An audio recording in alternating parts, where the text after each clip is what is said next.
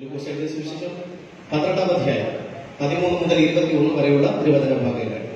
ലൂക്കോസ് യേശു ക്രിസ്തുവിനെ സംബന്ധിച്ച് എഴുതി അറിയിച്ച സുവിശേഷം അധ്യായം 12, വാക്യങ്ങൾ 13 മുതൽ 21 വരെ. 8 വാക്യങ്ങൾ ഉള്ളതുകൊണ്ട് നിങ്ങൾ ഞാൻ വായിക്കുമ്പോൾ എന്നോട് കൂടെ പുസ്തകത്തിൽ ചേർന്ന് വായിച്ചുകൊണ്ടു ഞാൻ നിങ്ങൾക്ക് വേണ്ടി വായിച്ച് നിങ്ങളെ കേൾപ്പിക്കാം. പുരുഷാരത്തിൽ ഒരുത്തൻ അവനോട്, ഗുരു, ഞാനുമായി അവകാശം പകുതി ചെയ്യുവാൻ എന്റെ സഹോദരനോട് കൽപ്പിച്ചാലും എന്ന് പറഞ്ഞു. അവനോട് അവൻ, മനുഷ്യ, എന്നെ നിങ്ങൾക്ക് ന്യായകർത്താവോ പങ്കിടുന്നവനോ ആക്കിയത് ആര് എന്ന് ചോദിച്ചു. പിന്നെ അവനോട്, സകലവും സൂക്ഷിച്ച് ഒഴിഞ്ഞുകൊള്ളുവിൻ. ഒരുത്തന് സമൃദ്ധി ഉണ്ടായാലും അവന്റെ വസ്തുവകയല്ല അവന്റെ ജീവന് ആധാരമായിരിക്കുന്നത്. അവൻ ജീവന്റെ ആധാരം എന്ന ഭാഗം അടിവരയിടാം.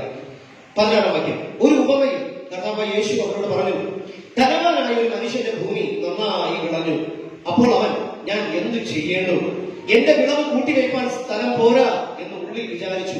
പിന്നെ അവൻ പറഞ്ഞത്, ഞാൻ ഇത് ചെയ്യും, എന്റെ കളപ്പുരകളെ പൊളിച്ച് അധികം വലിയവ പണിത് എന്റെ വിളവും വസ്തുവകയും എല്ലാം അതിൽ കൂട്ടിവയ്ക്കും.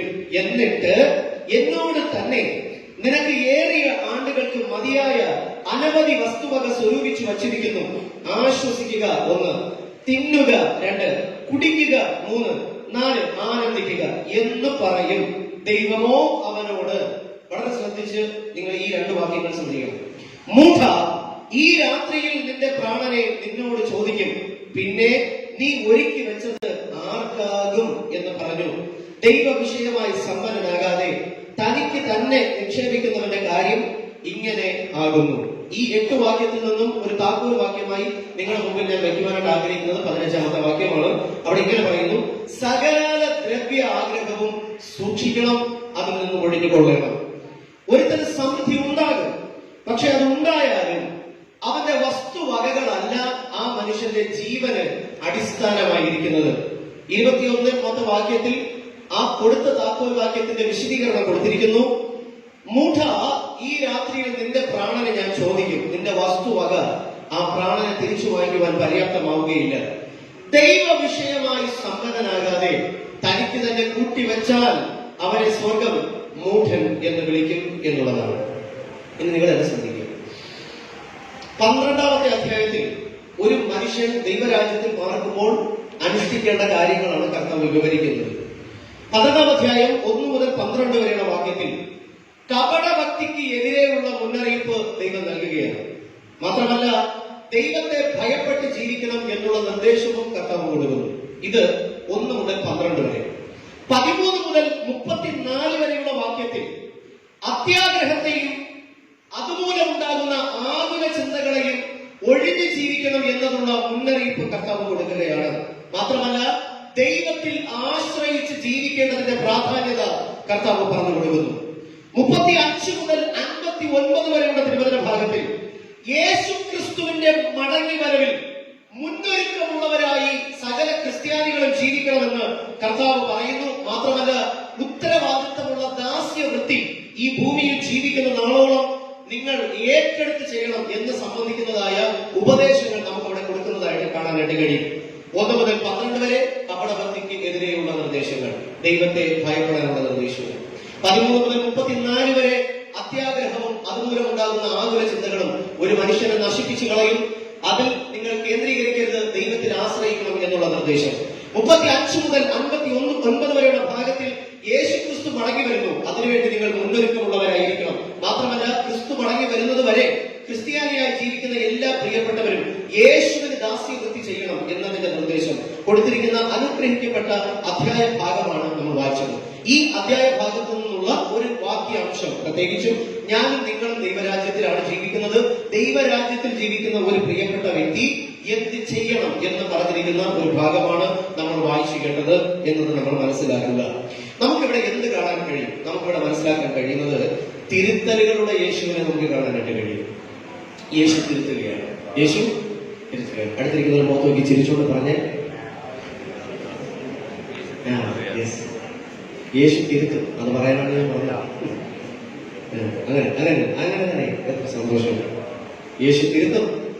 ആമേൻ. യേശു തിരുത്തും.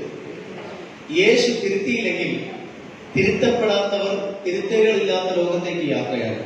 യേശു ഭൂമിയിൽ വന്നതിന്റെ പ്രധാന ലക്ഷ്യം മനുഷ്യരെ തിരുത്തുക എന്നുള്ളതാണ്. തിരുത്തലുകളുടെ യേശുവിനെ നമ്മൾ കാണുകയാണ്. ഇത് യേശു ആദ്യമായി ചെയ്യുകയല്ല. കർത്താവായ യേശു ക്രിസ്തുവിന്റെ ഐഹിക ജീവിതകാലത്ത് ആരംഭം മുതൽ താൻ സ്വർഗാരോഹണം ചെയ്ത് ആകാശങ്ങൾ തന്നെ കാണാതെ വണ്ണം മൂടുന്നത് വരെയും യേശു വായി തുറന്നിട്ടുണ്ടെങ്കിൽ യേശു മനുഷ്യനെ തിരുത്തിക്കൊണ്ടാണ് താൻ ഉയരങ്ങളിലേക്ക് പോയത്. തിരുത്തലുകളുടെ മുന്നറിയിപ്പ് യേശുവിൽ മാത്രം കാണുന്ന ഒന്നാണ്. അത് മറ്റൊന്നിനു വേണ്ടിയിട്ടല്ല.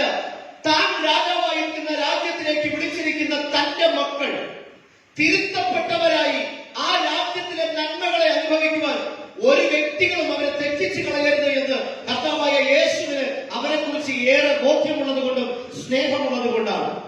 എന്തിന് യേശു തിരുത്തുന്നു എന്നൊരു ചോദ്യം ഇന്ന് നിങ്ങളുടെ ഇടയിൽ നിന്നും ഒരു വ്യക്തി ഉന്നയിച്ചാൽ ആ ചോദ്യത്തിന്റെ മറുപടി വളരെ ലളിതമാണ്. ആത്മരക്ഷയ്ക്ക് വേണ്ടി അവൻ തിരുത്തുന്നു. യേശു എന്തിന് തിരുത്തുന്നു? ആത്മരക്ഷയ്ക്ക് വേണ്ടി തിരുത്തുന്നു. ദൈവദാസന്റെ ദാസദാസന്മാരുടെ യേശു എന്തിന് തിരുത്തുന്നു? ആത്മരക്ഷയ്ക്ക് വേണ്ടി തിരുത്തുന്നു. ദൈവസഭ ഒരു മനുഷ്യനെ എന്തിന് തിരുത്തുന്നു? ആത്മരക്ഷയ്ക്ക് വേണ്ടി തിരുത്തുന്നു. ദൈവസഭ ഒരു കുടുംബത്തെ എന്തിനു വേണ്ടി തിരുത്തുന്നു? ആത്മരക്ഷയ്ക്ക് വേണ്ടി തിരുത്തുന്നു. ദൈവത്തിന്റെ സഭ സമൂഹത്തിൽ നിന്നുകൊണ്ട് സമൂഹത്തെ എന്തിനു വേണ്ടി തിരുത്തുന്നു? ആത്മരക്ഷയ്ക്ക് വേണ്ടി അവർ തിരുത്തുന്നു എന്നുള്ളതാണ്. അപ്പൊ ദൈവത്തിന്റെ ആലയത്തിൽ ദൈവവൈതൽ വരേണ്ടത് കർത്താവിൽ നിന്നും തിരുത്തലുകൾ കേൾക്കാൻ വേണ്ടിയാണ്. എവിടെ തിരുത്തലുകളുണ്ടോ അതിന്റെ പിന്നിൽ ഒരു അനുഗ്രഹമുണ്ട്. എവിടെ തിരുത്തലുകളുണ്ടോ അതിന്റെ പിന്നിൽ സമൃദ്ധിയുണ്ട്. എവിടെ തിരുത്തലുകളുണ്ടോ ആ തിരുത്തലിന് അനുസരണമുള്ളവരാകുന്നവർക്ക് ദൈവത്തിന്റെ കരങ്ങളിൽ നിന്നും സമൃദ്ധിയും നന്മയുമുണ്ടെന്ന് പരിശുദ്ധാത്മാവ് ഈ വചനത്തിലൂടെ നമ്മെ പ്രബോധിപ്പിക്കുകയാണ്. നമ്മൾ തിരുത്തലുകൾ കേൾക്കാൻ തയ്യാറാകണം. സ്വാഭാവികമായും തിരുത്തലുകളുടെ ഒരു ശൈലി എന്ന് പറയുന്നത് അരുത് അരുത് ആകണം ആകണം എന്നുള്ളതാണ്. ഏത് തിരുത്തലുകളും ആദ്യം ആരംഭിക്കുന്നത് ആകണം എന്നല്ല, അരുത്. ഒരു മനുഷ്യനെ സംബന്ധിച്ചിടത്തോളം കേൾക്കാൻ ഇഷ്ടമില്ലാത്തതും അരുത് എന്നുള്ളതാണ്. ഒരിക്കൽ ബിലി ഗ്രഹാം എന്ന് പറയുന്ന പ്രശസ്ത സുവിശേഷകനെ അമേരിക്കയിൽ ഒരു പ്രശസ്ത വാർത്താ മാധ്യമത്തിൽ വിളിച്ചിരുത്തി അദ്ദേഹത്തെ ഇന്റർവ്യൂ ചെയ്യുമ്പോൾ ലോകപ്രകാരം ജീവിച്ച ഒരു പയ്യൻ അദ്ദേഹത്തിന്റെ മുഖത്ത് നോക്കി, വാർദ്ധക്യത്തിലിരിക്കുന്ന ബിലി ഗ്രഹാമിന്റെ മുഖത്ത് നോക്കി പറഞ്ഞത്, നിങ്ങൾ പ്രസ്താവിക്കുന്ന ബൈബിൾ ഒരിക്കലും അമേരിക്കയെ ഭരിക്കരുത്. നിങ്ങളുടെ വായിൽ നിന്ന് പുറത്തു വരുന്ന ദൈവത്തിന്റെ വചനം ഞങ്ങൾ എന്ത് ചെയ്യണം എന്ത് ചെയ്യണമെന്ന് ഞങ്ങളെ പഠിപ്പിക്കരുത്. നിങ്ങളുടെ വചനമോ നിങ്ങളുടെ ദൈവമോ ഞങ്ങളെ ഒരു കാരണവശാലും നിയന്ത്രിക്കരുത്. യൗവനക്കാരൻ പറഞ്ഞത് ഇങ്ങനെയാണ്, ഞങ്ങളോട് അരുത് അരുത് അരുത് എന്ന് നിങ്ങൾ പറയരുത്. ബിലി ഗ്രഹാം വളരെ കാര്യമായിട്ട് ഇങ്ങനെ പറഞ്ഞു, ഞാനല്ല നിങ്ങളോട് അരുതരുതെന്ന് പറയുന്നത് ദൈവമാണ്. ദൈവം അരുത് അരുത് അരുത് എന്ന് പറയുന്നു എങ്കിൽ അതിന് പിന്നിൽ അപകടമുള്ളത് കൊണ്ടാണ്.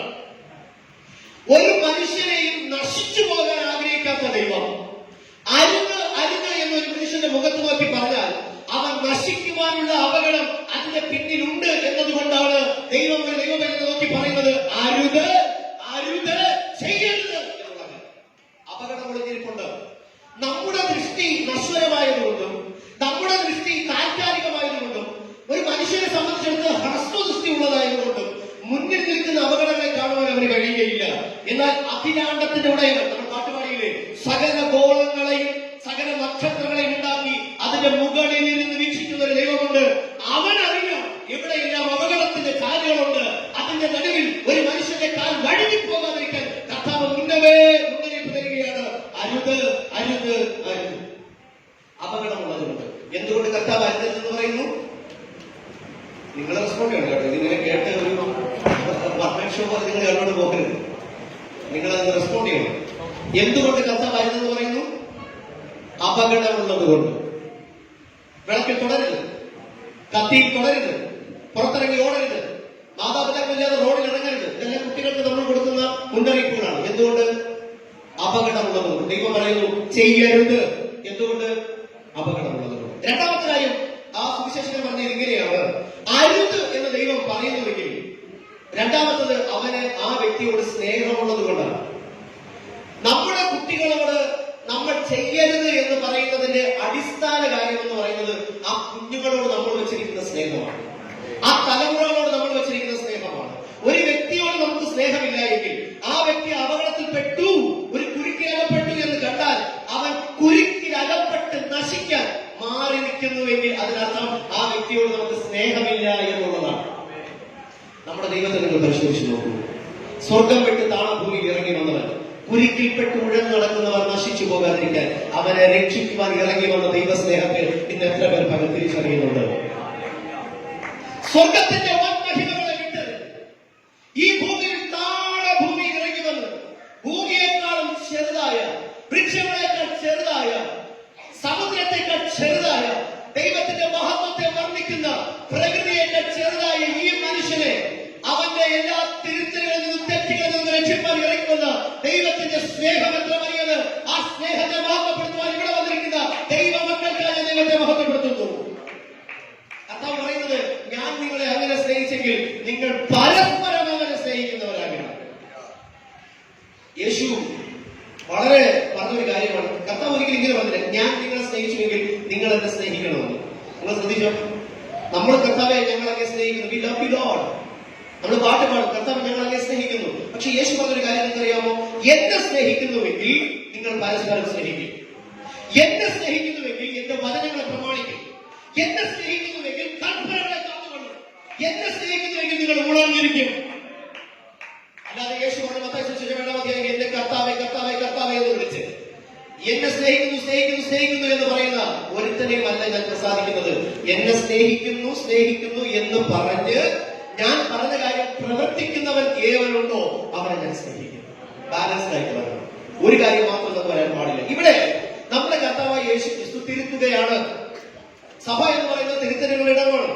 സഭയിൽ കിട്ടുന്ന തിരുത്തലുകൾ പോലെ ലോകത്തിൽ ഒരു സ്ഥലത്ത് നമുക്ക് എന്ത് ചെയ്യില്ല, കിട്ടുകയില്ല. യേശു തിരുത്തുന്നു രണ്ട് കാര്യങ്ങൾ. ഒന്ന്, അപകടം മനസ്സിലാക്കി കർത്താവ് തിരുത്തുന്നു. രണ്ട്, അവൻ സ്നേഹിക്കുന്നത് കൊണ്ട് തിരുത്തുന്നു. നമ്മുടെ കയ്യിൽ സഹോദരനുണ്ട്.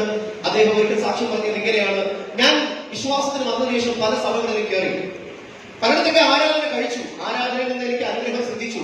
പക്ഷേ കുറെ കാലങ്ങൾ കഴിഞ്ഞപ്പോ ഇപ്പോൾ ഞാൻ അനുഭവിക്കുന്ന ഈ ആരാധനകളൊന്നും എന്റെ തലമുറകൾക്ക് പര്യാപ്തമല്ല എന്ന് എനിക്ക് മനസ്സിലായി.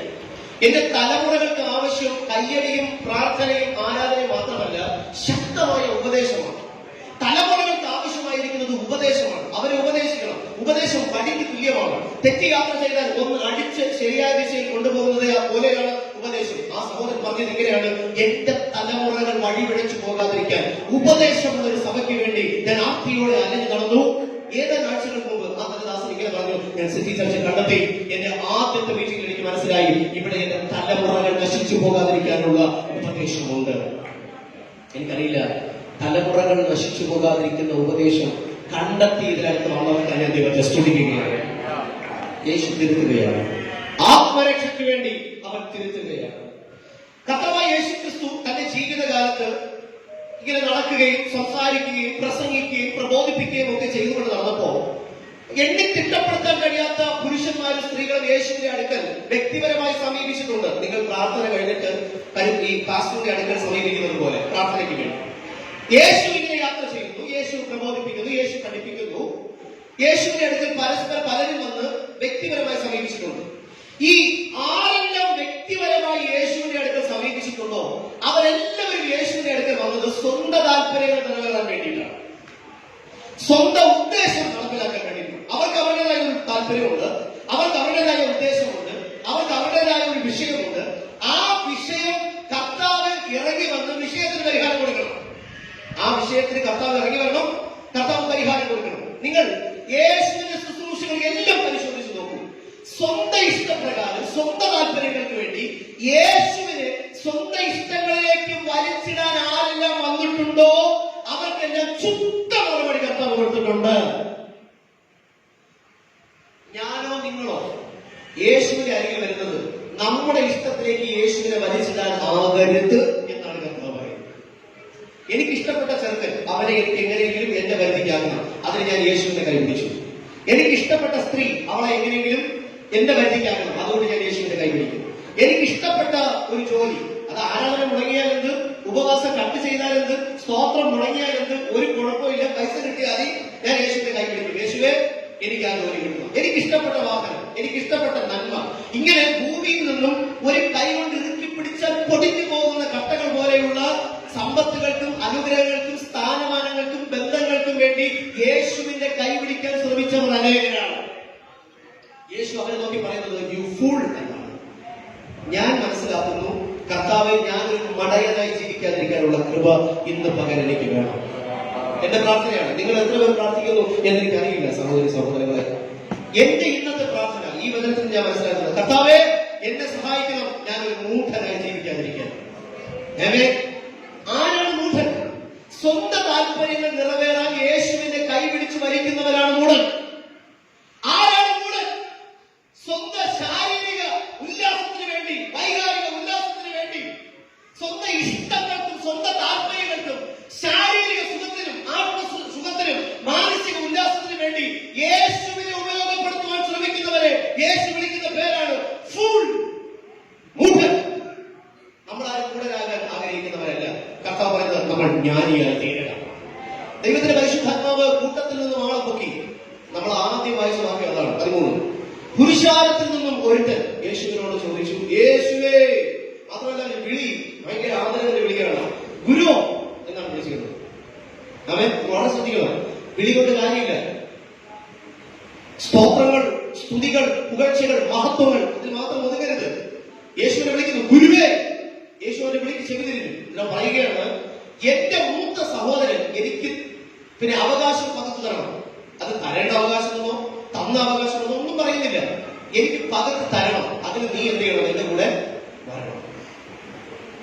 എനിക്ക് കിട്ടേണ്ടതിനേക്കാളും അധികം നന്മ കിട്ടുകയോ ആഗ്രഹിച്ചതിനേക്കാൾ അധികം സ്വന്തം സ്വരൂപിക്കാനോ എനിക്ക് സ്വന്തമായി കഴിഞ്ഞില്ല. അതുകൊണ്ട് യേശു എന്ത് ചെയ്യണം? എന്റെ കൂടെ ഇറങ്ങി വന്ന് സഹോദരൻ എന്ന് പറയണം. ഇവരെന്ത് കൊടുക്കാൻ? അവകാശം കൊടുക്കാൻ. നിങ്ങൾ ചിന്തിക്കൂ, ആ ചോദിച്ച ചോദ്യത്തിനുള്ള മറുപടിയാണോ 14ാമത്തെ വാക്യത്തിൽ യേശു കൊടുത്തത്?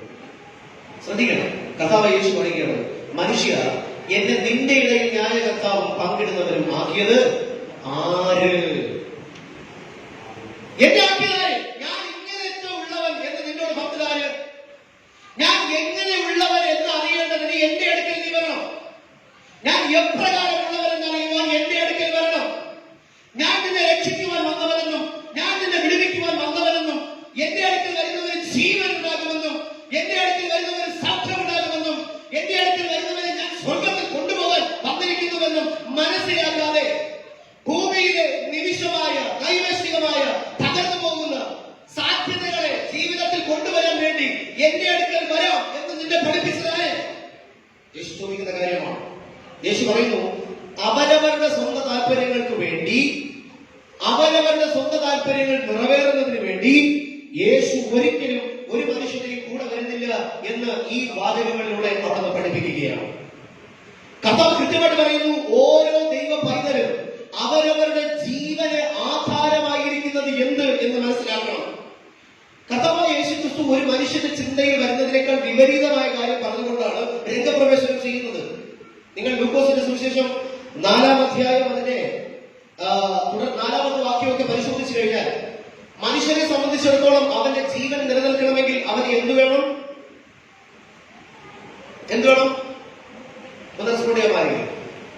ഒരു മനുഷ്യന്റെ ജീവൻ നമ്മുടെ ശരീരത്തിൽ നിലനിൽക്കണമെങ്കിൽ അവൻ എന്ത് വേണം? പറഞ്ഞാൽ മതി, നോ പ്രോബ്ലം. ആഹാരം വേണം, അല്ലേ? ഭക്ഷണം വേണം, ധാന്യം വേണം, വെള്ളം വേണം എന്ന് പറഞ്ഞാൽ ഭക്ഷണം. നമുക്ക് ഒറ്റ വാക്കിന്റെ അർത്ഥം അവൻ അന്നം വേണം. വേദപുസ്തകത്തിന്റെ ഭാഷയിൽ പറഞ്ഞാൽ അപ്പം വേണം. മനുഷ്യനെ സംബന്ധിച്ച് അവന്റെ ശരീരത്തിൽ ജീവനെ നിലനിർത്താൻ അവൻ അപ്പം വേണം, അവന് ആഹാരം വേണം. പക്ഷെ യേശു, ഇത് ലോകത്തിന്റെ വീക്ഷണമാണ്. എന്നാൽ യേശു ലൂക്കോസ് സുവിശേഷം 4:4 ആഹാരം കൊണ്ട് നിലനിൽക്കാത്തൊരു ജീവനെ പരിചയപ്പെടുത്തിക്കൊണ്ട് അവൻ സമൂഹത്തിലേക്ക് പ്രവേശനം ചെയ്യുകയാണ്. യേശു ഇങ്ങനെയാണ്, ആഹാരത്തിന്റെ അടിസ്ഥാനത്തിൽ അല്ലാതെ നിലനിൽപ്പുള്ള ഒരു ജീവനുണ്ട്, ആ ജീവനിൽ ഞാൻ പ്രസ്താവിക്കുന്നു. സ്വർഗീയ വീക്ഷണം, സ്വർഗീയ കാഴ്ചപ്പാട്, സ്വർഗീയ ഉപദേശം. ഭക്ഷണമല്ല ഒരു മനുഷ്യന്റെ ജീവൻ ആധാരമായിരിക്കുന്നത്. അത് ആകാശത്തിന്റെ അടിയിൽ, ആകാശത്തിന്റെ അടിയിലെ കാര്യം പറയാനല്ല ഞാനിവിടെ വന്നത്. ഉയരങ്ങളെ പറ്റി സംസാരിക്കാൻ, ആകാശത്തിന് മുകളിലുള്ളതിനെ കുറിച്ച് സംസാരിക്കാൻ. ഹേ മനുഷ്യ, നീ എവിടെയുള്ളവൻ? നീ എവിടെ നിന്ന് വന്നവൻ? നിന്നെ എവിടെ കൊണ്ടുപോകുന്നവൻ? നിന്റെ ഉള്ളിൽ ഒരു ജീവനുണ്ട്. അത് ആഹാരത്തിന്റെ അടിസ്ഥാനത്തിലുള്ള ജീവനല്ല. എന്റെ ഉള്ളിലുള്ള ജീവൻ നിന്റെ ഉള്ളിലുള്ള നോക്കാൻ ഞാൻ വന്നിരിക്കുന്നു എന്ന് പ്രഖ്യാപിച്ചുകൊണ്ട് യേശു സമൂഹത്തിലേക്ക് ഇറങ്ങി വരികയാണ്. യോഹന്നാൻ സുവിശേഷം സമ്പുഷ്ടമാണ്. 1-ാം അധ്യായം മുതൽ എനിക്ക് 6-ാം അധ്യായം പിന്നെ എഴുതാൻ കഴിയില്ല.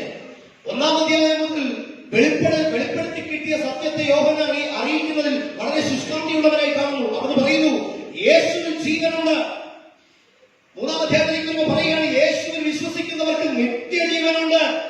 4-5 പറയുന്നു യേശു ജീവന്റെ വെള്ളമാകുന്നു, യേശു ജീവിപ്പിക്കുന്നവനാകുന്നു, യേശുവിന്റെ അടുക്കൽ ജീവൻ സ്വീകരിക്കാൻ നിങ്ങൾ വരണം.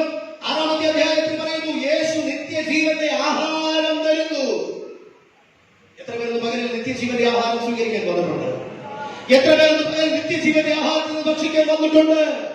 എത്ര പേർ ശരീരത്തെ മറന്ന്, ശരീരങ്ങളെ മാറ്റിവെച്ച്, ശരീരത്തിന്റെ ആവശ്യങ്ങളെ മാറ്റിവെച്ച് അത് പരിഹരിക്കുന്നവൻ പരിഹരിച്ച് തരും. അവൻ ഞങ്ങളുടെ മധ്യമുണ്ട്, എന്റെ ബലഹീനതകളെ മാറ്റുന്നവൻ ഞങ്ങളുടെ മധ്യമുണ്ട്. പക്ഷെ എന്റെ ശ്രദ്ധ കേന്ദ്രീകരിക്കപ്പെടേണ്ടത്, എന്റെ ചിന്ത കേന്ദ്രീകരിക്കപ്പെടേണ്ടത്, എന്റെ വായ് പുകഴ്ചയിലേക്ക് വരേണ്ടത്, നിത്യജീവനിലേക്ക് പൊങ്ങി വരുന്ന ആഹാരം ഭക്ഷിക്കുവാൻ വേണ്ടിയിട്ടത്രേ എന്ന് എത്ര പേരകത്ത് തിരിച്ചറിയുന്നുണ്ട്. അവർ കരങ്ങളെ ഉയർത്തി ദൈവത്തിന് നല്ല മഹത്വം കൊടുക്കുക. ഹല്ലേലൂയ. കർത്താവ് ഈ ഉപമയിലൂടെ നമ്മുടെ മുൻഗണനകളെ പറ്റി ചിന്തിക്കുവാൻ താല്പര്യപ്പെട്ട് പറയുകയാണ്. ഞാൻ ചോദിക്കട്ടെ, വാട്ട് ഈസ് യുവർ പ്രയോറിറ്റി? ഇന്ന് പകരം എനിക്കും നിങ്ങൾക്കുമുള്ള ഏറ്റവും പ്രാധാന്യമേറിയ വിഷയങ്ങൾ എന്തൊക്കെയാണ്? നമുക്ക് പറയുവാൻ ഒത്തിരിയധികം ലിസ്റ്റുകൾ ഉണ്ടാകും. യേശു ഇവിടെ തിരുത്തുകയാണ്, ഒരു ദൈവഭക്തന്റെ ജീവിതത്തിൽ അവരുടെ മുൻഗണനകൾക്ക് വ്യത്യാസം ഉണ്ടാകണം. അടുത്തിരിക്കുന്നത് നോക്കി പറഞ്ഞ മുൻഗണനകൾക്ക് വ്യത്യാസം ഉണ്ടാകണമെന്ന്. അവൻ മുൻഗണനകൾക്ക് വ്യത്യാസം ഉണ്ടാകണം. നമ്മൾ ഏതിനാണോ ഏറെ പ്രാധാന്യം കൊടുക്കുന്നത് അതിനുവേണ്ടി ഏറെ സമയം നമ്മൾ ചെലവിടും. നമ്മൾ ഏതിനാണോ ഏറെ പ്രാധാന്യം കൊടുക്കുന്നത് അതിനുവേണ്ടി നമ്മുടെ ആരോഗ്യം നമ്മൾ പങ്കിടും. നമ്മൾ ഏതിനു വേണ്ടിയാണോ ഏറെ മുൻഗണന കൊടുക്കുന്നത് അതിനധികം നമ്മുടെ ഊർജ്ജം നമ്മൾ ചെലവാക്കും. നമ്മൾ പൈസ കൊടുത്ത് ഭക്ഷിച്ച് ആരോഗ്യത്തോടെ സൂക്ഷിക്കുന്ന ഈ ശരീരം ഒടുക്കത്തെ നാളിൽ ഉയർത്തുന്നത് ലജ്ജയ്ക്ക് വേണ്ടിയിട്ടാണെങ്കിൽ അത് എന്തുമാത്രം ദാരുണമായിരിക്കുമെന്ന് ഇന്ന് ഞാനും നിങ്ങളും തിരിച്ചറിയണം. ഈ ശരീരത്തെ ഭൂമിയിലെ അപ്പം കൊണ്ട് പോഷിപ്പിച്ച് ആരോഗ്യത്തോടെ സൂക്ഷിക്കുന്ന ഒരു ദൈവ പൈതല് മരണമെന്ന അതിരി കടന്നിട്ട് നമുക്ക് കർത്താവിനെ അടുക്കൽ ആരോഗ്യത്തോടുകൂടെ ചെന്ന് നിൽക്കാൻ യേശുവിന്റെ ജീവൻ ആവശ്യമെന്ന് ദൈവത്തിന്റെ ആത്മാവിന് ഇന്ന് പകൽ ദൈവസഭയിൽ ശുശ്രൂഷകർ എന്ന നിലയിൽ പ്രബോധിപ്പിക്കുകയാണ്. സമയവും ഊർജവും ദീർഘകാലം നിലനിൽക്കുന്ന പ്രാധാന്യമുള്ള കാര്യങ്ങൾക്ക് വേണ്ടി നമ്മൾ നിക്ഷേപിക്കുവാൻ തയ്യാറാകണം. യേശു ഒരിക്കലും പഠിപ്പിച്ചില്ല ധനം സമാഹരിക്കുന്നത് തെറ്റാണെന്ന് ഒരിക്കലും പഠിപ്പിച്ചില്ല. ഭൂമിയിൽ നമ്മൾ മനഃപൂർവ്വമായി ദാരിദ്ര്യത്തിൽ ഉഴന്നു ജീവിക്കണമെന്ന് കർത്താവ് പഠിപ്പിച്ചില്ല. കർത്താവായ യേശു ക്രിസ്തു ഒരിക്കലും സമ്പത്തിനെതിരല്ല. യേശു സ്വർഗമോ ദൈവത്തിന്റെ തിരുവചനമോ ഒരിക്കലും സമൃദ്ധിക്ക് എതിരല്ല. നിങ്ങളുടെ മനോഭാവം പോലെ ഇരിക്കും. നിങ്ങളുടെ കൈ ഏറെ അധ്വാനിച്ചാൽ ഏറെ നിങ്ങൾക്ക് ആ അധ്വാനം തിരിച്ചു തരും. നിങ്ങൾ 8 മണിക്കൂർ വണ്ടി ഓടിക്കുന്ന വ്യക്തിയാണ്, നിങ്ങൾക്ക് 1500 കിട്ടി. ഒരു 5 മണിക്കൂറുകൂടെ നിങ്ങൾ വണ്ടി ഓടിച്ചാൽ ചിലപ്പോൾ 2400 കിട്ടും. അത് നിങ്ങളുടെ കൈ നിങ്ങൾക്ക് തന്ന സമ്പത്താണ്. 1500ന്റെ ചിലവ് നിങ്ങൾ നീക്കിവെച്ച് മിച്ചം കിട്ടുന്നവർ ഭാഗമെടുത്ത് നിക്ഷേപിച്ചാൽ അത് നിങ്ങൾക്ക് നല്ലൊരു നിക്ഷേപമാണ്. ഒരു 50 വർഷം നിക്ഷേപിച്ച ഒരു വ്യക്തിക്ക് കോടികളുടെ ആസ്തി ഉണ്ടായി എന്ന് പറഞ്ഞ് ദൈവത്തിന് ഒരു ലജ്ജയുണ്ട് ഇവിടെ. നിങ്ങൾ സമൃദ്ധിയിലേക്ക് കയറി വന്നില്ലെങ്കിൽ നിങ്ങൾ എങ്ങനെ ഒരു ദരിദ്രനെ രക്ഷിക്കും? നിങ്ങൾ എന്നും ദാരിദ്ര്യത്തിൽ അകപ്പെട്ട് ചട്ടിയിൽ കഞ്ഞിയില്ലാതെ വലയച്ചവരായി ജീവിച്ചു വന്നാൽ നിങ്ങൾക്ക് എങ്ങനെ ഭക്ഷണത്തിന്റെ വയറിന്റെ ആഹാരം നീക്കാൻ കഴിയും? സമൃദ്ധിക്ക് എതിരെന്ന കർത്താവ്, സമ്പത്തിന് എതിരെന്ന കർത്താവ്, നിങ്ങളുടെ കയ്യിൽ തരുന്ന സമ്പത്തിനെ നിങ്ങൾ എങ്ങനെ വിനിയോഗിക്കുന്നു എന്നതിനെ നോക്കുന്നവരാണ് കർത്താവ്. സമ്പത്തിന് മാറാക്കുന്ന ദൈവമാണ്. ആരോഗ്യം സമ്പത്താണ്, സമയം സമ്പത്താണ്, ഊർജ്ജം സമ്പത്താണ്, ജ്ഞാനം സമ്പത്താണ്, അറിവ് സമ്പത്താണ്. സമ്പത്തിനെ എങ്ങനെ വിനിയോഗിക്കുന്നു എന്നതിന്റെ അടിസ്ഥാനത്തിലാണ് കർത്താവ് തന്റെ പ്രതിഫലത്തെയും കൂലിയെയും നമുക്ക് പങ്കിട്ട് തരുന്നത്. ഞാൻ നിങ്ങളും ഇന്ന് പകലിൽ കർത്താവിനോട് ഏറെ പ്രാർത്ഥിക്കണം. അപ്പ താൽക്കാലികമായ കാര്യങ്ങൾക്ക് വേണ്ടി നെട്ടോട്ടമോടി അങ്ങ് എനിക്ക് തന്ന വിലയേറിയ സമ്പത്ത്, അങ്ങ് എനിക്ക് തന്ന വിലയേറിയ ആരോഗ്യം, അങ്ങ് എനിക്ക് തന്ന വിലയേറിയ നന്മ നശിപ്പിച്ചു കളയുന്നവനാകാതെ നിത്യതയിലേക്ക് വേണ്ടി എന്റെ ജീവനെ നിക്ഷേപമായി മാറ്റിവെക്കുന്ന അനുഗ്രഹിക്കപ്പെട്ട ഒരു ജീവിതം ഈ ഭൂതലത്തിൽ എനിക്ക് തരണമെന്ന് എത്ര ദൈവങ്ങൾ ആത്മാർത്ഥമായി ദൈവസന്നിധിയിൽ സ്തോത്രം ചെയ്ത് പ്രാർത്ഥിക്കും. Hallelujah, hallelujah. യേശു പഠിപ്പിക്കുന്നു, ഭൂമിയിൽ നിന്ന് കിട്ടുന്ന ആഹാരം കൊണ്ട് നമ്മുടെ ശരീരത്തിൽ ഉണ്ടാകുന്ന ജീവനേക്കാൾ ഉയരത്തിൽ നിന്ന് ഇറങ്ങി വന്ന സ്വർഗത്തിന്റെ അപ്പത്തെ ഭക്ഷിച്ച് ഒരു മനുഷ്യന്റെ ഉള്ളിലുണ്ടാകുന്ന ജീവൻ ഏറ്റവും വലുത് എന്ന് യേശു പഠിപ്പിക്കുകയാണ്. എത്ര പേർ പകരം നിങ്ങളോട് പറയും, ഉപ്പ യേശുവിനുള്ള ജീവനെ എനിക്ക് അനുഭവിക്കുവാൻ എന്നെ സഹായിക്കണമേ. യേശുവിനുള്ള ജീവൻ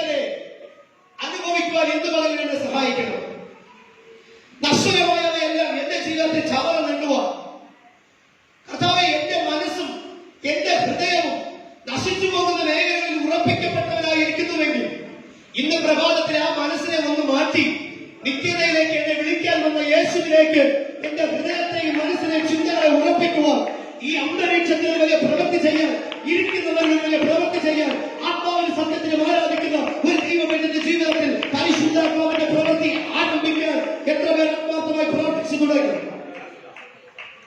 യേശുവിന്റെ സംസാരത്തിൽ ജീവൻ എന്ന വിഷയത്തിന് ഏറെ പ്രാധാന്യം കൊടുക്കുന്നു.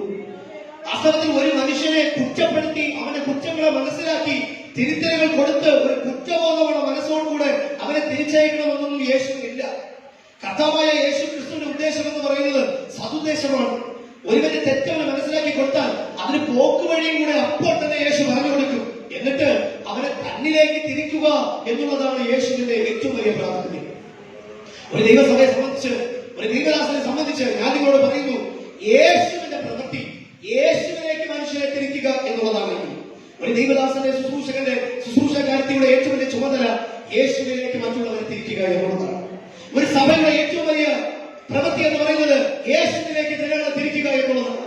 സാക്ഷ്യമുള്ള ദൈവവേദനെ ഇന്ന് ഞാൻ നിങ്ങളോട് പറയുന്നു, ഇക്കഴിഞ്ഞ നാളുകളിൽ നമുക്ക് എത്ര പേർക്ക് യേശുവിലേക്ക് നമ്മുടെ ജീവിതത്തിന്റെ പ്രവൃത്തി മുഖാന്തരം തിരിക്കാൻ കഴിയും? ഇക്കഴിഞ്ഞ നാളുകളിൽ നമുക്ക് എത്ര പേർക്ക് ദൈവവേദനെ യേശുവിലേക്ക് തിരിക്കുവാനായിട്ട് കഴിയും? ഞാൻ നിങ്ങളോട് പറയുന്നു, അന്ധവിശ്വാസപ്പെടാം, ഏറ്റുപറഞ്ഞ് ഉപേക്ഷിക്കാം, കരുണ പ്രാപിച്ചവരായി ഈ ആലയം വിട്ട് ഇറങ്ങാം. എന്നിട്ട് കർത്താവിനോട് പറയുന്ന, ദൈവമേ, ഇനിയുള്ള നാളിലെങ്കിലും എന്റെ ജീവിതത്തെ കർത്താവിലേക്ക് തിരിക്കുന്ന സാക്ഷ്യമുള്ള ജീവിതം നയിപ്പാൻ എന്നെ ശക്തിപ്പെടുത്തണമെന്ന് എത്ര ദൈവമക്കൾ ഇന്ന് പ്രാർത്ഥിക്കും. നിങ്ങൾ നോക്കൂ, പുരുഷാരത്തിൽ ഒരു മുട്ടൻ, പുരുഷാരത്തിൽ ആരമാണ്? പുരുഷാരത്തിൽ ഒരു മൂഢൻ. നിങ്ങൾ ശ്രദ്ധിക്കൂ, യേശുവിന്റെ 12 ശിഷ്യന്മാരിൽ ഒരുവൻ യൂദയായിരുന്നു. ഒരുവൻ ആരായിരുന്നു?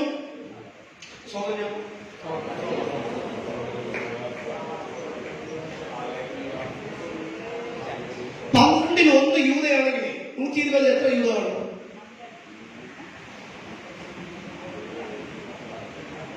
12 1 യൂദ. ഏത് യൂദ? പണസഞ്ചിയിൽ നിന്നും അല്പം മുട്ടായി വാങ്ങിക്കാൻ കൈയിട്ട് പൈസ എടുത്തവരാണ്. സർപ്പത്ത് കുടിക്കാൻ, വെള്ളം കുടിക്കാൻ, അപ്പോഴപ്പോഴും സഞ്ചിയിൽ നിന്നും പൈസ ഊരിയവരാണ്. യേശു അരികത്തിരിക്കുമ്പോൾ പോലും അവനെ യേശു പിന്നീട് വിളിച്ചു കള്ളൻ. അവൻ പിന്നീട് പണക്കിഴിയിൽ നിന്നും വെള്ളം കുടിക്കാൻ പൈസ എടുത്ത് തികയാതെ ഒന്ന് കൂടുതൽ കിട്ടിയാൽ നിറച്ച് വെള്ളം കുടിക്കാമെന്ന് പറഞ്ഞ് പുരോഹിതന്മാരുടെ അടുക്കൽ ജീവന്റെ നാഥനെ ഒറ്റിക്കൊടുത്താലും കുഴപ്പമില്ല, കാശ് കിട്ടും വെള്ളം കുടിക്കാൻ. ഒടുവിലൊക്കെ കുടി പിടിച്ചു, കിട്ടി, ഞാൻ കത്തു, വയറും കൊടുന്നു, ആവാശം വെളിയിൽ വന്നു, ദാ കിടക്കുന്നു, ഇറങ്ങി. നമ്മൾ ശ്രദ്ധിക്കൂ, ഇവിടെ കർത്താവായ യേശു ക്രിസ്തു പറയുന്നു, കൂട്ടത്തിൽ ഒരുവൻ മൂഢൻ. 12 1 യൂദ. 120 എത്ര യൂദ കാണും? 12. 1200 എത്ര യൂദ കാണും? 12,000-ലോ? 1,20,000-ലോ? 1,20,00,000-ലോ? 12 കോടിയിലോ? 122 കോടിയിലോ? വളരെ ശ്രദ്ധിക്കും. നിങ്ങളുടെ വീട്ടിനകത്ത് ഓരോ ഒരു മൂടനുണ്ട്, സഭയ്ക്കകത്ത് മൂടമാകുന്നു. മൂടനായ താഴെ എഴുതിയിട്ടുണ്ട്, ദൈവത്തിന് മഹത്വം കൊടുക്കാത്തവൻ അത്രയും കൂട്ടാൻ. സമ്പത്ത് സ്വരൂപിച്ചവൻ മൂടനല്ല. വിളവ് ഇറക്കാനുള്ള വിത്തും അതിന്റെ വിതയും കൊയ്ത്തും പൊലിപ്പും കളപ്പുരയും അത് പണിയാനുള്ള സകലവിധ സാമഗ്രികളും കൊടുക്കുന്നത് ഉയരത്തിലെ ദൈവമാണ്. പക്ഷെ അത് തെറ്റുപറ്റിയത് എവിടെയെന്ന് ചോദിച്ചാൽ, കളപ്പുരകളൊക്കെ വെട്ടിപ്പൊളിച്ചു.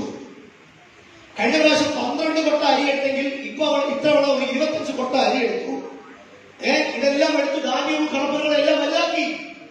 നേരത്തെ 5 സെന്റ് സ്ഥലം ഉണ്ടായിരുന്നു, ഇപ്പൊ 50 സെന്റ് സ്ഥലമുണ്ട്. ഒരു കുഴപ്പമില്ല, ദൈവത്തിന് മാത്രം.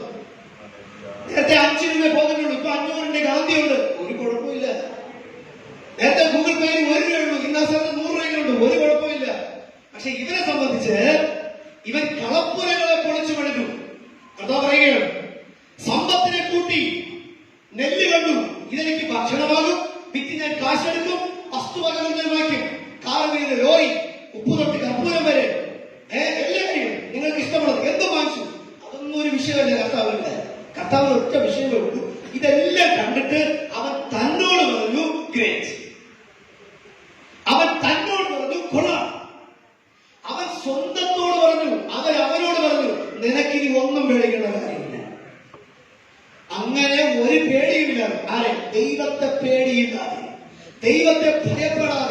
ജീവിക്കുന്ന സമൂഹം മൂഢസമൂഹം എന്ന് എഴുതിയിരിക്കുകയാണ്. ദൈവത്തെ ഭയപ്പെടാത്ത ഒരു വ്യക്തി നിങ്ങളുടെ വീട്ടിനകത്തുണ്ടെങ്കിൽ ആ വ്യക്തി മൂഢനാണ്. ദൈവത്തെ ഭയപ്പെട്ട് ജീവിക്കാത്ത ഒരു വ്യക്തി നമ്മുടെ ആലയത്തിലുണ്ടെങ്കിൽ ആ വ്യക്തി മൂഢനാണ്. ദൈവത്തെ ഭയപ്പെടാത്ത ഒരു ശുശ്രൂഷകൻ നമ്മുടെ നടുവിലുണ്ടെങ്കിൽ ആ വ്യക്തി മൂഢനായ ശുശ്രൂഷകനാണ്. നമ്മൾ വളരെ കാര്യങ്ങൾ ശ്രദ്ധിക്കണം. മൂഢന്മാരെ ആട്ടിപ്പായിപ്പിക്കാൻ കർത്താവ് ഒരിക്കലും നമുക്ക് അനുമതി തന്നിട്ടില്ല. ദൈവത്തിന് തിരുവചനം പറയുന്നു, ഒരുവൻ ജ്ഞാനം കുറവെങ്കിൽ അവനെ ഭർജിക്കാതെ ചേർത്ത് നിർത്തി സകല ജ്ഞാനവും ഔദാര്യം നൽകുന്ന ജ്ഞാനത്തിന്റെ ഉറവിടമായ കർത്താവാണ് പ്രാർത്ഥിക്കണം.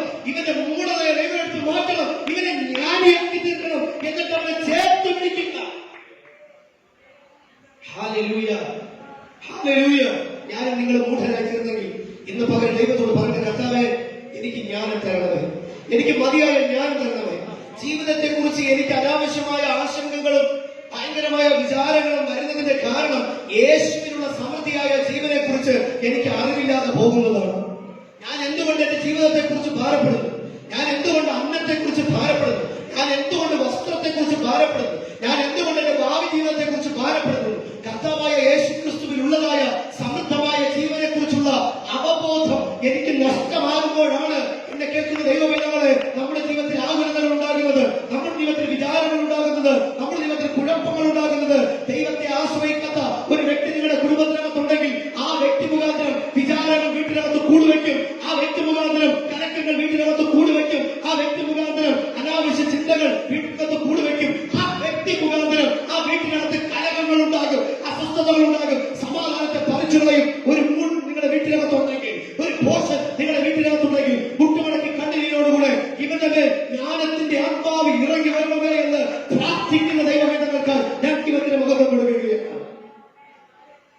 സമ്പത്തിൽ കണ്ണുവെക്കാനല്ല, സമ്പത്തിന്റെ ഉറവിടത്തിൽ കണ്ണുവെക്കുന്നു കർത്താവ് പഠിപ്പിക്കുന്നു. ദൈവത്തിന് മുഖം കൊടുത്താണ്. ഭൗതികമായ ഒരു വിഷയത്തെ സംബന്ധിച്ചും നിങ്ങൾ ചിന്തിച്ച് വിചാരപ്പെടരുത് എന്ന് 12-ാമത്തെ അധ്യായത്തിൽ കർത്താവ് പഠിപ്പിക്കുകയാണ്. എത്ര മനോഹരമായ ഉപമകൾ യേശു പഠിപ്പിച്ചു. കാക്കയെ നോക്കൂ, അവ എത്ര ഭക്ഷിച്ച് ആരോഗ്യമായിരിക്കുന്നു. അവയ്ക്ക് കൂട് കൂട്ടണമെന്നോ മക്കളെ പഠിപ്പിക്കണമെന്നോ ഇങ്ങനെയുള്ള ചിന്തകളൊന്നും ഇല്ല. എന്ന് വെച്ച് അവ പറക്കാതിരിക്കുന്നില്ല, എന്ന് വെച്ച് അവ കൂട് കൂട്ടാതിരിക്കുന്നില്ല, എന്ന് വെച്ച് അവർ പ്രചരണം നടത്താതിരിക്കുന്നില്ല, എന്ന് വെച്ച് കുട്ടികളെ പറക്കാൻ പരിശീലിപ്പിക്കാതിരിക്കുന്നില്ല. കേട്ടോ, വളരെ ശ്രദ്ധിക്കണം. മടിയന്മാരും അലസന്മാരുമായി ഇരിക്കാനല്ല കർത്താവ് ഉപമ പറയുന്നത്.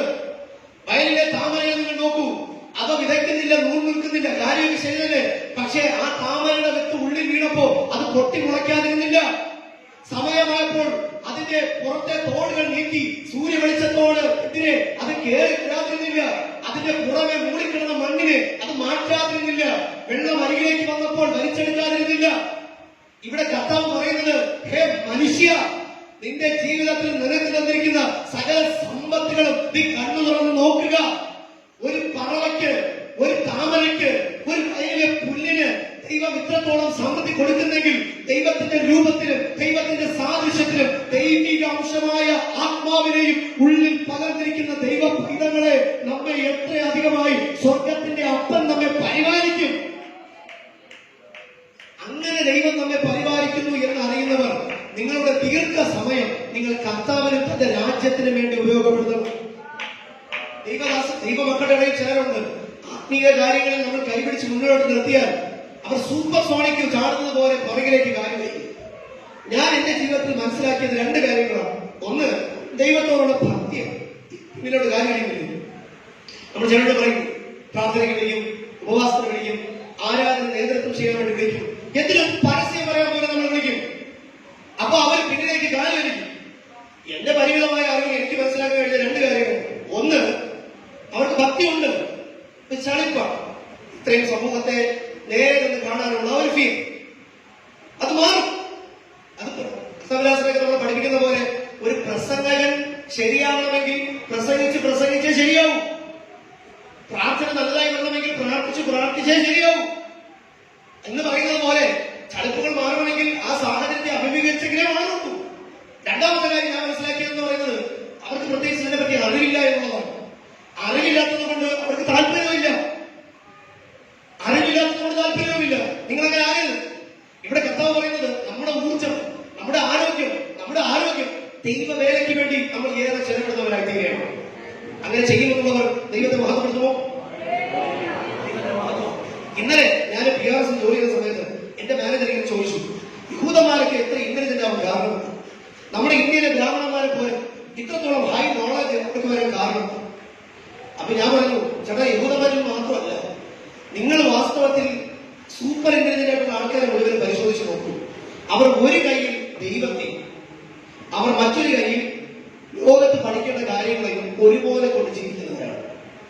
അവർ ഒരിക്കലും, പ്രത്യേകിച്ച് ദൈവവേദങ്ങളെ സംബന്ധിച്ചിടത്തോളം, ഏകദൈവത്തിൽ വിശ്വസിക്കുകയും ആ ദൈവത്തിന്റെ പ്രമാണം അനുസരിക്കുന്നവരെ സംബന്ധിച്ചിടത്തോളം, അവർ ഒരു കൊച്ചു ജനിച്ചു വരുമ്പോൾ തന്നെ ഒരു കൈയിൽ അവർ ദൈവത്തിന്റെ പ്രമാണങ്ങളെ കൊടുക്കും. അടുത്ത കൈയിൽ മാത്രമേ അവർ ബയോളജി ടെസ്റ്റ് കൊടുക്കുള്ളൂ, മാത്സിന്റെ ടെസ്റ്റ് കൊടുക്കുള്ളൂ, സയൻസിന്റെ ടെസ്റ്റ് കൊടുക്കുള്ളൂ, ഇംഗ്ലീഷിന്റെ ടെസ്റ്റ് കൊടുക്കുള്ളൂ. ഒരു കൈയിൽ എപ്പോഴും ദൈവത്തിന്റെ പ്രമാണങ്ങൾ കാണും, ഒരു കൈയിൽ എപ്പോഴും അവർ ലോകത്തിന്റെ ടെസ്റ്റുകൾ ഉണ്ടാകും, പഠനത്തിന്റെ ടെസ്റ്റ് ഉണ്ടാകും. ഇങ്ങനെ സന്തുലിതമായി ചെറുതിലെ മുതലേ ദൈവവചനവും ലോകത്തിന്റെ വചനവും ദൈവത്തിന്റെ പാഠ്യവിഷയങ്ങളും ദൈവിക പാഠ്യവിഷയങ്ങളും ചേർന്ന് പഠിക്കുന്നത് കൊണ്ടാണ് അവരുടെ ബുദ്ധി തുറന്നു വരുന്നത്. ഞാൻ നിങ്ങളോട് പറഞ്ഞു, ഒരു ബ്രാഹ്മണ ബാലന്റെ തലച്ചോറ് എന്തുകൊണ്ട് ഇത്രത്തോളം വികസിച്ചതായി തീരുന്നു? വേറെ ഒന്നും കൊണ്ടല്ല. ഞാൻ അദ്ദേഹം ചോദിച്ചു, നിങ്ങളൊരു ഹിന്ദുവായി ജനിച്ച വ്യക്തിയല്ലേ, സാമവേദത്തിലെ എത്ര സൂക്തങ്ങൾ നിങ്ങൾക്ക് അറിയാം? ഋഗ്വേദം, യജുർവേദം തുടങ്ങിയ വേദങ്ങളെ കുറിച്ച് എത്ര സൂക്തങ്ങൾ നിങ്ങൾക്ക് അറിയാം? അദ്ദേഹം പറഞ്ഞു, എനിക്കറിയില്ല. ഞാൻ പറഞ്ഞു, അത് തന്നെയാണ് ഏറ്റവും വലിയ കാര്യം. ഒരു കുട്ടിക്ക് എടുത്താൽ പോകാത്ത രീതിയിലുള്ള കഠിനമേറിയ സൂക്തങ്ങളും ആലോചനകളും തന്ത്ര യജ്ഞ വിദ്യാദികളും ഒക്കെ 9 വയസ്സിന് താഴെ ആയിരിക്കുമ്പോൾ തന്നെ ഉരുവിട്ട് ഉച്ചത്തിൽ പറഞ്ഞ് ഉരുവിട്ട് എന്നെ കൊണ്ട് പറ്റൂല പപ്പ, എന്നെ കൊണ്ട് പറ്റൂല മമ്മി, എന്നാ പിന്നെ മക്കൾ മടക്കി വെച്ചു എന്നല്ല, തനിക്ക് നല്ല അഴിയും കൊടുത്ത് മുടിയും പിച്ചറിഞ്ഞ് പിടിച്ചിരുത്തി അരയിൽ മാത്രം തോർത്തെടുത്ത് വെള്ളത്തിൽ മുക്കിയെടുത്ത് ഉറക്കം വന്നാൽ വീണ്ടും വെള്ളം മുഖത്ത് തളിച്ചിരുത്തി മന്ത്രതന്ത്ര യജ്ഞ വിദ്യാർത്ഥികളൊക്കെ പഠിപ്പിച്ച് 10 വയസ്സ് കഴിയുമ്പോൾ നെഞ്ചത്ത് കൂടുതൽ വീഴുന്നതിന്റെ പ്രധാന കാരണം അവന്റെ ബുദ്ധി തുറന്നു എന്നുള്ളത് മാത്രമാണ്. അപ്പൊ ചെറുതിലെ മുതലേ എടുത്താൽ പോകാത്ത ഭയങ്കര കാര്യക്ലേശമാകുന്ന കാര്യങ്ങളെ വായിച്ച് ഗ്രഹിച്ച് ചിന്തിച്ച് മനനം ചെയ്ത് അവന്റെ ബുദ്ധി തുറന്നിരിക്കുകയാണ്. ഈ ദൈവവചനത്തെക്കാൾ ഘനമേറിയ ഒരു ഒപ്പിക്കലും ലോകത്തില്ല.